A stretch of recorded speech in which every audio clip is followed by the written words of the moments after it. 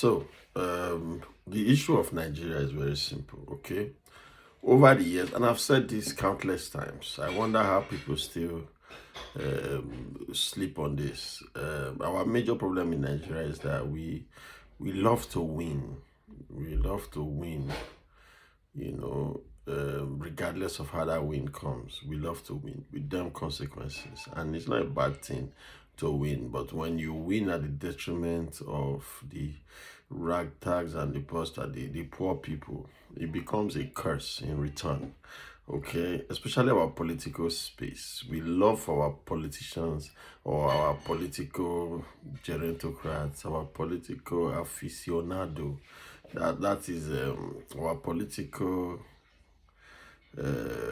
principles to win, regardless of how that win comes out or regardless of what people say afterwards. We love to just win. This is the case of what exactly we are facing now as a nation. Okay, now there's a war going on in Niger Republic. Not like there's not a war. I think there's a coup.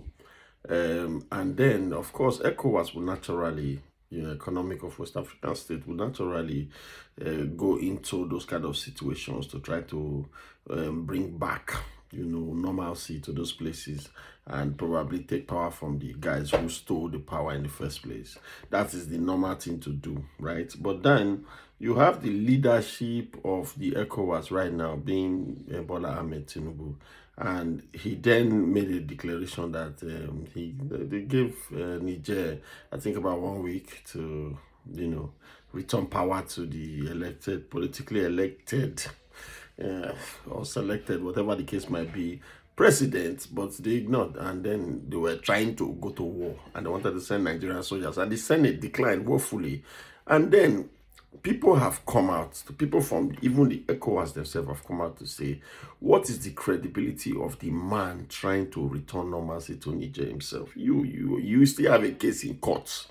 This is a case of kettle calling the pot black. A case of a Roman Okuta e Costa Firita. I'm talking too much. Please listen to what this man, I don't know this man from anywhere. I just saw this video on Twitter and I decided to play it for you guys. Watch what this guy has to say. I've been looking quite a bit more deeply than I had before into this new president of Nigeria who can't accept the affront to democracy that the coup in Niger, according to him, represents. But he doesn't have the greatest democratic credentials himself. First of all, there's very serious and credible allegations of electoral corruption in his own election, and it's still actually before the courts. The opposition have never accepted his election. Secondly, the Senate of Nigeria has refused his demand that Nigerian troops be sent as part of an ECOWAS invasion of their neighbor, Niger. And then there's his own checkered history. To my absolute astonishment, forgive my ignorance, I had no idea that this man was a bagman for the mafia and the drug dealers in Chicago, Illinois, which doesn't seem like a great qualification to be the leader of Nigeria.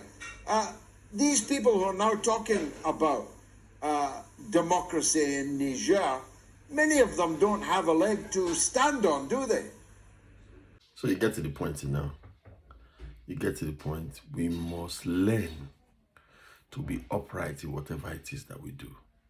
Okay? You are jumping now to go and say, oh, let democracy be restored. Have you restored democracy in your own country? That's the $1 million question. Okay? This has nothing to do with political party now. This has everything to do with integrity. All right? Integrity. Because it was obvious that Nigeria's election was a sham. All right? It was. Okay, so before you go about trying to restore democracy in other African countries, ask yourself the question, what have you done in your own country, President Bola Ahmed Tinubu?